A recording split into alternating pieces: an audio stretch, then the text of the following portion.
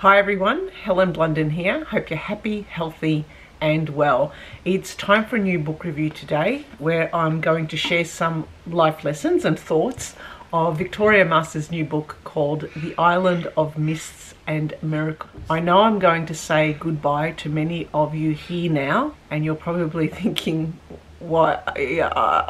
I've just clicked on play, I've just seen this review. Well, the thing is, I'm going to do something a little bit different, and it was a challenge I set myself for 2025, and that is to do a book review in French, in the language that I have been learning in the last few years. And given that Victoria Mass is a French writer, and in fact I read this book in English, it was translated by Frank Wynne, I thought, right, I'm going to do this review in French. Now, I could bomb out. I have no idea what's going to happen, but it's a good way to understand and learn if I've picked anything up from the language that I've been learning in the last few years. You might not be interested in what I have to say, and I don't even know how the subtitles work, so maybe you can caption them into English, but I wouldn't be surprised with the way I speak my French that the YouTube algorithm will probably have an attack of I don't know what and probably spit out some garbled mess in a translation. I'm going to see you at the next book review. For those of you who know French, understand French, and want to have a bit of a laugh at my French accent, stay on. What do they say? On y va! Bonjour tout le monde, j'espère que tout va bien. Vous allez bien? Le premier erreur. Je m'appelle Hélène, si vous préférez. Et c'est la première fois que je présente mon vidéo en devant la caméra sur YouTube. À mon avis, c'est un peu effrayant. J'étudie le français depuis 4 ans et j'ai une chaîne sur YouTube, comme ici, voilà, où je partage des critiques de livres et j'explique toutes les leçons de la vie que j'en tire.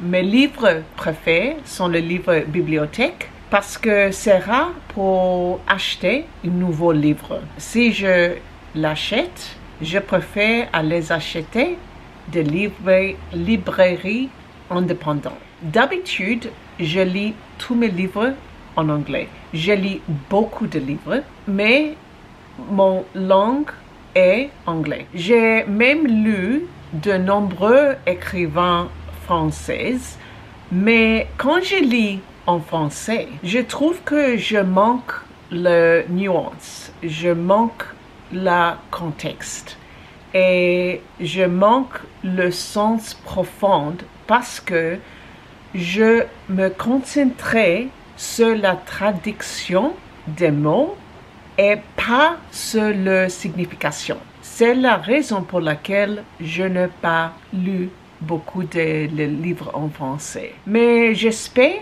avec le temps et avec la pratique, je vais améliorer et un jour, j'espère visiter la France aussi. Mais maintenant, c'était le temps pour un défi à faire cette vidéo en français.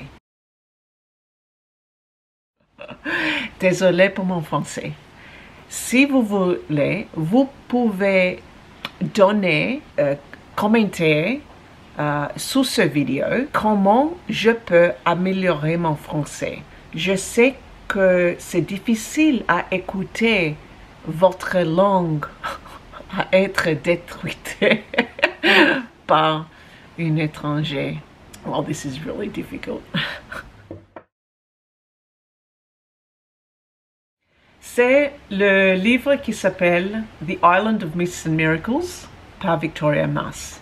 Vous connaissez Victoria Mass, elle est une écrivain française. Mais j'ai lu ce livre en anglais, bien sûr. Je pense qu'en français, il y a 7 livres, mais le titre en France est, je pense, Un miracle. Dis-moi si si j'ai raison, je ne sais pas. Victoria Mass a écrit un autre roman qui s'appelle The Mad Woman's Ball et je l'ai adoré. Et j'ai une vidéo pour le Mad Woman's Ball, mais je vous préviens, c'est en anglais. Il s'agit des habitants d'une petite île près de la côte de la Bretagne qui sont confrontés à la visite de la Vierge Marie. Il y a deux familles avec leur fils, Isaac et Hugo, qui sont amis, et les deux familles souffrent de pertes, de chagrin et de maladies.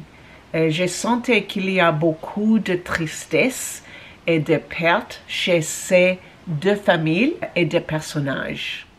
Les pères sont très différents.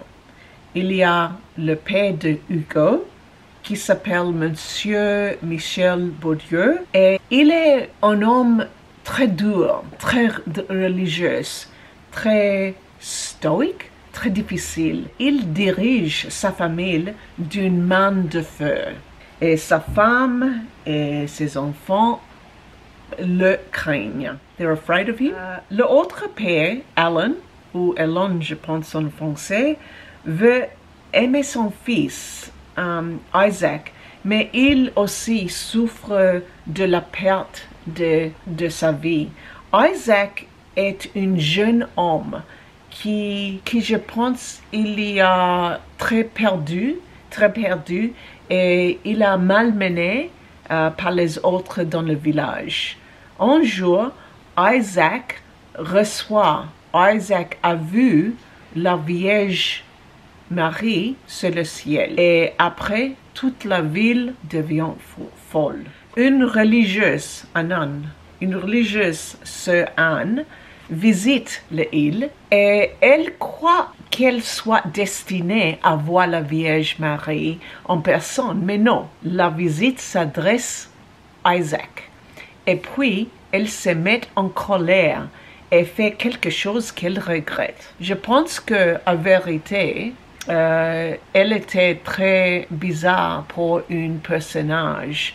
J'ai pensé que la religieuse était heureuse pour Isaac, mais non. Entre-temps, Michel Baudieu fait lui aussi quelque chose de terrible à cause de la peur.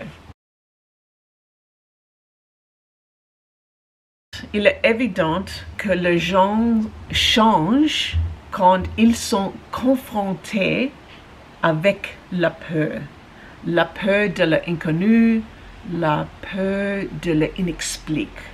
Les fidèles deviennent craintifs et les craintifs deviennent fidèles. Le thème est avoir la foi malgré un monde qui change. C'est pertinent pour le monde aujourd'hui. Si vous croyez que ce livre est très religieux pour vous, ne vous inquiétez pas. Ne vous inquiétez pas. C'est plus comment les gens agissent face à la peur, à la foi, à l'espoir et la croyance. Are you still with me? My God. L'écriture.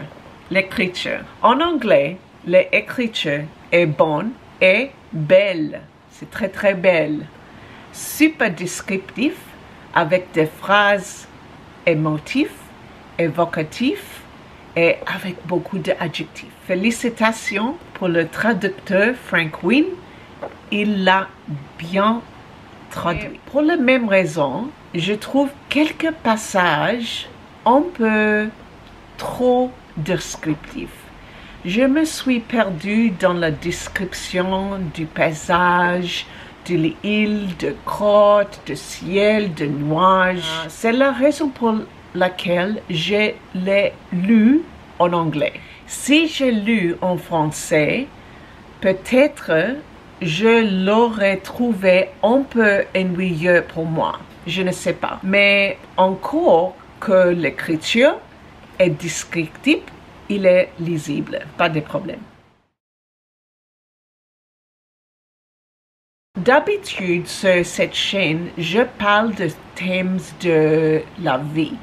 Mais pour celui-ci, j'ai aimé le paysage et des traditions de gens de Britannie. J'ai appris qu'ils sont de peuples, de gens, de mythes, de légendes. Les gens de Britannie sont très religieuses et très fiers.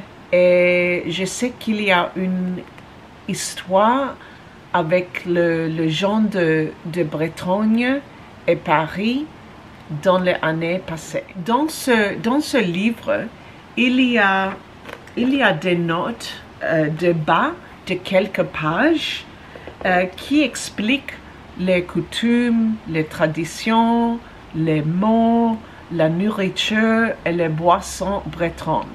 Par exemple, Gwertz